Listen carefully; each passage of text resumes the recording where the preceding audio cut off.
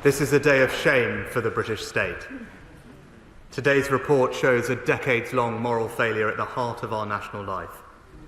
From the National Health Service to the civil service, to ministers in successive governments, at every level, the people and institutions in which we place our trust failed in the most harrowing and devastating way. They failed the victims and their families, and they failed this country.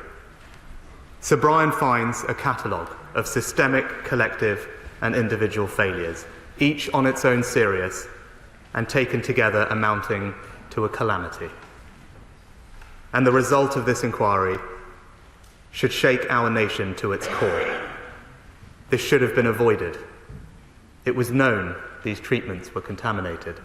Warnings were ignored repeatedly.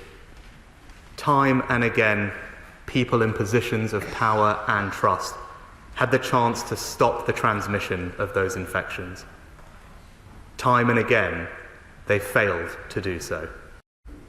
Sir Brian finds an attitude of denial towards the risks of treatment. Worse, to our eternal shame, in a way that it is hard to even comprehend, they allowed victims to become objects for research. Many, including children, at Lord Mayor Treloar's College were part of trials conducted without their or their parents' knowledge or consent. Those with haemophilia or bleeding disorders were infected with HIV, hepatitis C and hepatitis B through NHS treatment, through blood clotting products such as Factor VIII, including those who had been misdiagnosed and did not even require treatment. Many were infected through whole blood transfusions. Others were infected through their partners and loved ones, often after diagnoses had been deliberately withheld for months or even years, meaning these infections should have easily been prevented.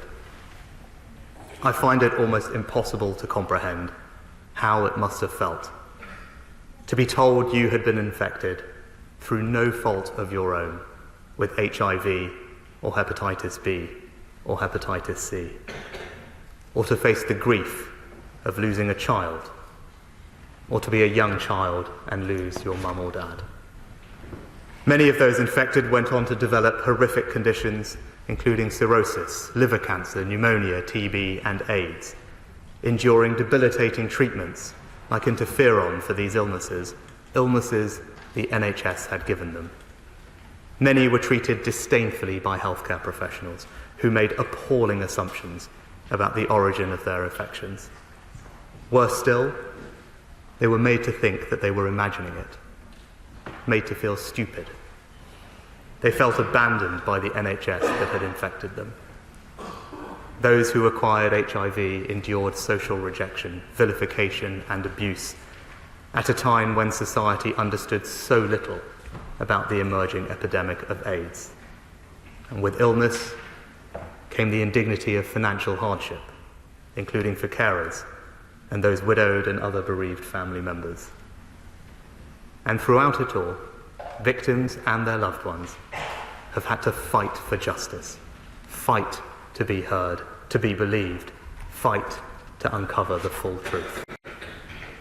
Some had their medical records withheld or even destroyed, and the inquiry finds that some government papers were destroyed in a deliberate attempt to make the truth more difficult to reveal. Sir Brian explicitly asks the question, was there a cover-up? Let me directly quote his answer for the House. There has been. He continues, not in the sense of a handful of people plotting in an orchestrated conspiracy to mislead, but in a way that was more subtle, more pervasive, and more chilling in its implications. To save face and to save expense, there has been a hiding of much of the truth. Mr. Speaker, more than 3,000 people died without that truth. They died without an apology. They died without knowing how and why this was allowed to happen. And they died without seeing anyone held to account. Today I want to speak directly to the victims and their families, some of whom are with us in the gallery. I want to make a wholehearted and unequivocal apology for this terrible injustice. First, to apologise for the failure in blood policy and blood products, and the devastating and so often fatal impact this had on so many lives, including the impact of treatments that were known or proved to be contaminated, the failure to respond to the risk of imported concentrates, the failure to prioritise self-sufficiency in blood, the failure to introduce screening services sooner, and the mismanagement of the response to the emergence of AIDS and hepatitis viruses amongst infected blood victims. Second, to apologise for the repeated failure of the state and our medical professionals to recognise the harm caused. This includes the failure of previous payment schemes, the inadequate levels of funding made available, and the failure to recognise hepatitis B victims. And third, to apologise for the institutional refusal to face up to these failings, and worse, to deny and even attempt to cover them up. The dismissing of reports and campaigners' detailed representations, the loss and destruction of key documents, including ministerial advice and medical records, and the appalling length of time it took to secure the public inquiry which has delivered the full truth today. Mr. Speaker, layer upon layer of hurt endured across decades. This is an apology from the state to every single person impacted by this scandal. It did not have to be this way. It should never have been this way. And on behalf of this and every government stretching back to the 1970s, I am truly sorry. Mr. Speaker, today is a day for the victims and their families, to hear the full truth acknowledged by all, and in the full presence of that truth, to remember the many, many lost loved ones. But justice also demands action and accountability. So I make two solemn promises. First, we will pay comprehensive compensation to those infected and those affected by this scandal, accepting the principles recommended by the inquiry, which builds on the work of Sir Robert Francis. Whatever it costs to deliver this scheme, we will pay it. And my right honourable friend, the Minister for the Cabinet Office, will set out the details tomorrow. Second, it is not enough to say sorry, pay long overdue compensation, and then attempt to move on. There can be no moving on from a report that is so devastating in its criticisms. Of course, in some areas, medical practice has long since evolved, and no one is questioning that every day our NHS provides amazing and life-saving care to the British people. But Sir Brian and his team have made wide-ranging recommendations. We will study them in detail before returning to this House with a full response.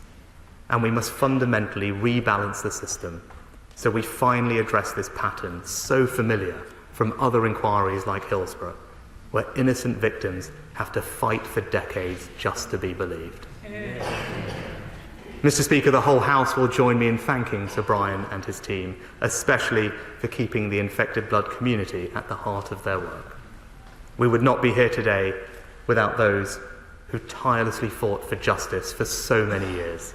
I include journalists and parliamentarians in both houses, especially the Right Honourable Member for Kingston upon Hull North.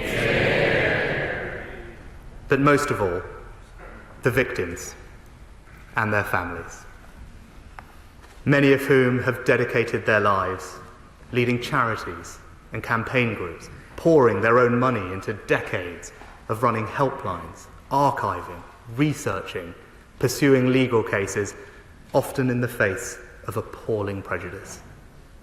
It is impossible to capture the full pain and injustice they have faced. Their sorrow has been unimaginable.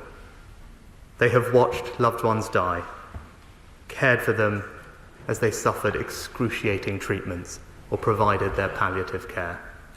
Many families were broken up by the strain. Hundreds of thousands of lives have been knocked off course, dreams and potential unfulfilled. But today, their voices have finally been heard.